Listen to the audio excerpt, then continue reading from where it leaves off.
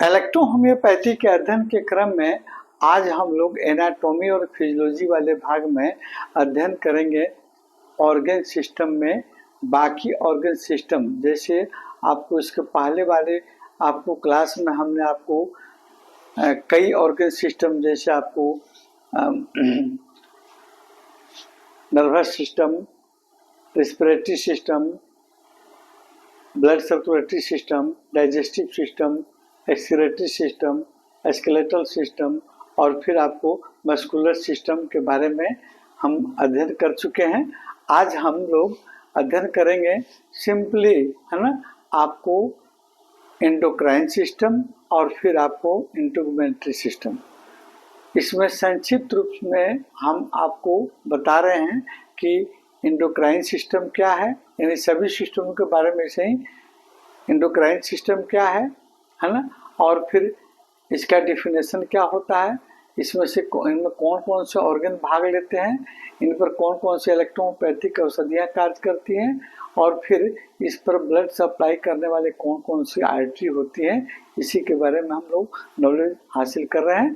तो आज हम लोग पढ़ेंगे, जानेंगे कि आपको एंडोक्राइन सिस्टम क्या होता है ना। एंडोक्राइन सिस्टम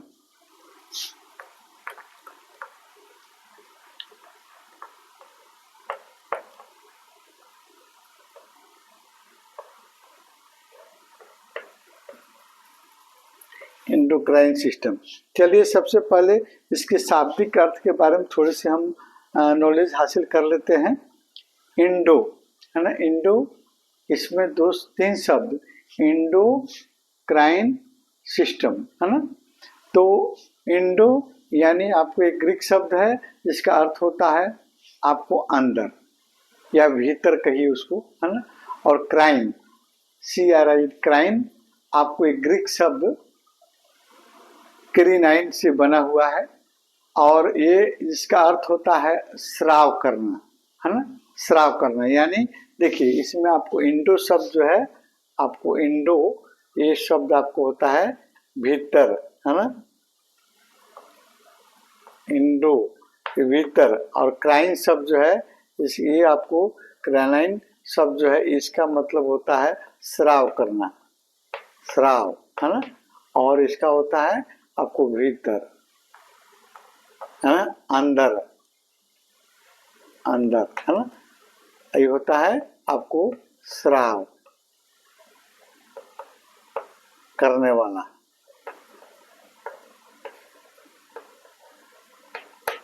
तो इंडोक्राइन सिस्टम, है ना, और सिस्टम मतलब तंत्र, यानी हमारे शरीर के अंदर का स्राव, है ना, करने वाले तंत्र, शरीर के अंदर के स्राव करने वाले तंत्र को, या इसको हम सीधे से कहते हैं अंतःस्रावी ग्रंथियां, है ना।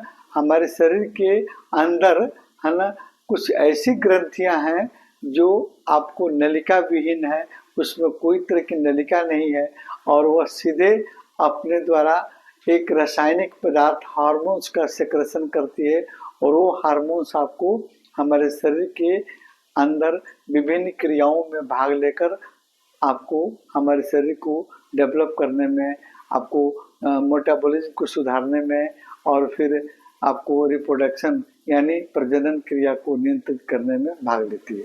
सिंपल भाषा में कहेंगे कि अंतःस्रावी ग्रंथियां, है ना, ये सिस्टम वैसे एक विशेष प्रकार की नलिका विहीन ग्रंथियां पाई जाती हैं जो हमारे शरीर में आपको एक तरह हार्मोन्स का स्राव करते हैं। वो हार्मोन्स आपका एक रासायनिक पदार्थ होता है जो हमारे शरीर में विभिन्न क्रियाओं को कंट्रोल करता है। यानी, है ना, इंडोक्राइन सिस्टम का अर्थ हुआ कि अंदर स्राव करने वाला तंत्र या अंतःस्रावी तंत्र, है ना, अंतःस्रावी तंत्र, है ना।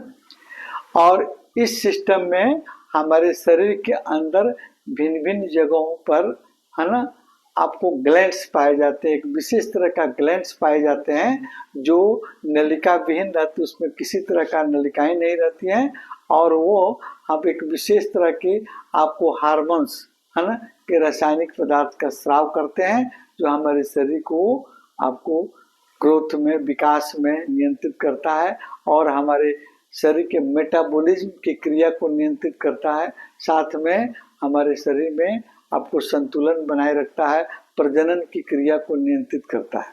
ये आपका हुआ एंडोक्राइन सिस्टम। अब हम देखते हैं कि इस एंडोक्राइन सिस्टम पर आपको कौन कौन सी इलेक्ट्रोहोम्योपैथिक औषधियाँ कार्य करती हैं और फिर इसमें कितने ग्लैंड्स होते हैं और इस पर कौन कौन से आर्टरी द्वारा ब्लड सप्लाई की जाती है। एक ही साथ में सबसे पहले हम शुरू करते हैं आपका सबसे नंबर 1 का आपको ग्लैंड्स, पिट्यूटरी ग्लैंड्स, इसको मास्टर ग्लैंड्स भी कहते हैं, है ना। तो पिट्यूटरी ग्लैंड्स आपको पर कौन कौन सी इलेक्ट्रोहोम्योपैथिक औषधियाँ काम करती हैं, है ना। जैसे आपका S1, S2, C1 आपको ज़्यादा प्रभावी होती है पिट्यूटरी ग्लैंड्स पर, और फिर इस पर ब्लड सप्लाई करने वाले आपको आर्टरी होती है सुपीरियर हाइपोफेजियल आर्टरी और इन्फीरियर हाइपोफेजियल आर्टरी द्वारा इसमें ब्लड सप्लाई किया जाता है ना। और इसके बाद आता है, देखिए यहाँ हम बहुत छोटा सा चित्र बनाए हैं, है ना। जब विस्तृत हम लोग इसका अध्ययन करेंगे तो वहाँ पर हम अलग से चित्र बनाकर आपको बताएंगे। अभी थोड़ा सा हम इसको शॉर्ट में संक्षिप्त में बता रहे हैं ताकि अभी आपको सभी सिस्टम के बारे में जानकारी हो जाए, ताकि आपका इलेक्ट्रोपैथ में आपको एनाटॉमी फिजियोलॉजी की जो आपको पढ़ना जरूरी है ना, उसके बारे में विस्तृत जानकारी हम लोग बता रहे हैं, दे रहे हैं, है ना।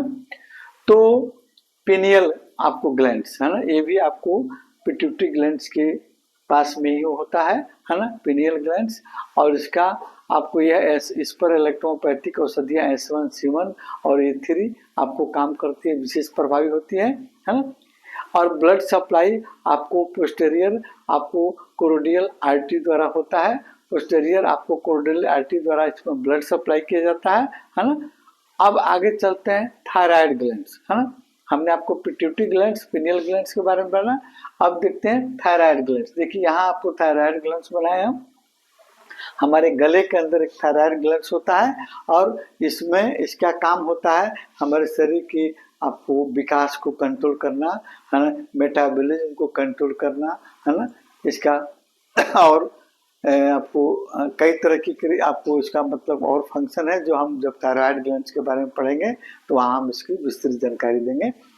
ये गले में होता है और इस पर काम करने वाले इलेक्ट्रोपैथिक औषधियाँ होती है S1 और S3, है ना। इसके अलावा C ग्रुप के औषधि C1, C2, C3 और C13 और F1 ज़्यादा प्रभावी होती है गले की आपको थायराइड ग्लैंड्स पर।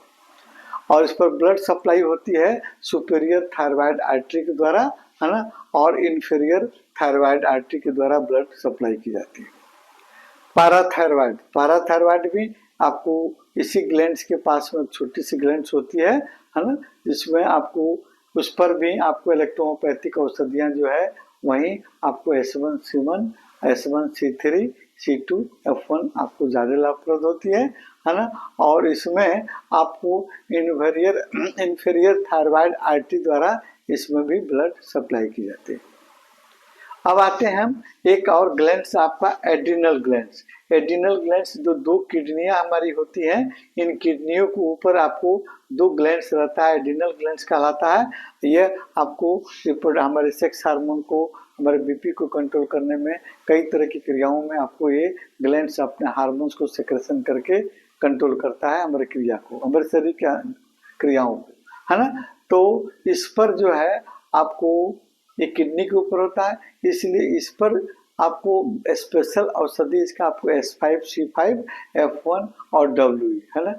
और किडनी पर ही आपको ये दोनों ग्लैंड्स होते हैं, तो किडनी से रिलेटेड अगर डिजीज है तो और उस ग्लैंड्स में भी डिजीज है तो किडनी से रिलेटेड मेडिसिन S6 को भी हम उसमें आपको शामिल करते हैं। और इस पर आपको ब्लड सप्लाई कैसे होती है, तो ब्लड साइड सुपीरियर आपको सुपर आपको रेनल आर्टरी द्वारा आपका ब्लड सप्लाई किया जाता है, और उसी तरह आपको इन्फीरियर सुपर रेनल आर्टरी द्वारा इसमें ब्लड सप्लाई किया जाता है आपको किडनी के पर पाए जाने वाला एड्रिनल ग्लैंड्स में। इसके आगे हम देखते हैं पैंक्रियाज, है ना। पैंक्रियाज यहाँ बनाए हैं, पैंक्रियाज अंदर में ये पैंक्रियाज है, ये आपको इसमें इंडोक्राइन ग्लैंड्स और एक्सोक्राइन दोनों का गुण इसमें रहता है। इस ग्लैंड्स में ये हार्मोन्स का सिक्रेशन करती हैं जो आपको डक्टलेस भाग से और आपको इंसुलिन का कंट्रोल करती है ना। और फिर इसमें आपको एक डक्ट होती है जिसके द्वारा आपको एंजाइम्स को स्राव करके ड्यूडेनम में भोजन को पचाने में भेजा जाता है ना। और पैंक्रियाज पर काम करने वाली औषधि आपको स्पेशली जैसे आपको S1, S2, C1, C2, F1, F2 आपको ये औषधि आपको विशेषतर आपको काम करती है पैंक्रियाज पर।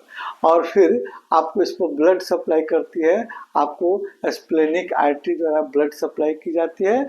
और फिर आपको इसके अलावा पैंक्रियाटिको आपको ड्यूडेनल आपको आर्टरी, हाँ पैंक्रियाटिको ड्यूडेनल आर्टरी द्वारा भी इसमें ब्लड सप्लाई किया जाता है।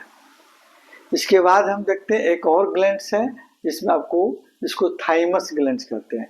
यह आपको हमारे चेस्ट रीजन में है ना, चेस्ट रीजन में पसलियों के जोड़ के जस्ट नीचे आपको ये ग्लैंड्स आपको थाइमस ग्लैंड्स रहता है और इस पर इलेक्ट्रोपैथिक औषधियाँ S1 और C1 काम करती है।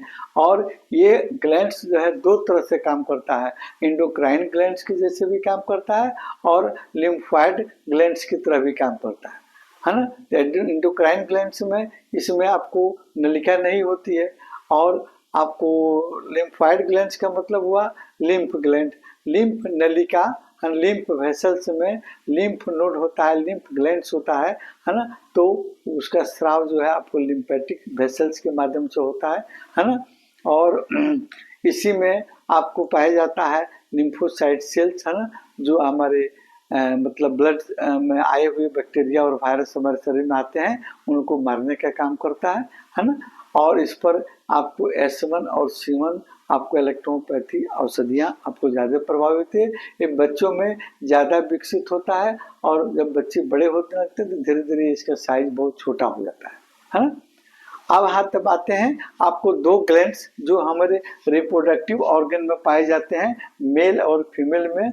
मेल के रिप्रोडक्टिव ऑर्गन में दो टेस्टिकल, ये और टेस्टिकल, और फिर फीमेल में दो ओवरी है ना। ये दोनों आपको ग्लैंड्स मेल फीमेल में ये भी आपको इंडोक्राइन ग्लैंड्स में आते हैं और रिप्रोडक्शन की क्रिया में आपको मदद करते हैं। जैसे आपको सबसे पहले हम देखते हैं, इसको गोनोड्स कहते हैं, लैंगिक ग्रंथियां जिसको कहेंगे टेस्टिस। टेस्टिस पर आपको इलेक्ट्रोपैथिक औषधि S2, C2, A3, S5, C5, S1 ज़्यादा कारगर होती है। और फिर टेस्टिकुलर आर्टरी द्वारा यहाँ ब्लड सप्लाई की जाती है।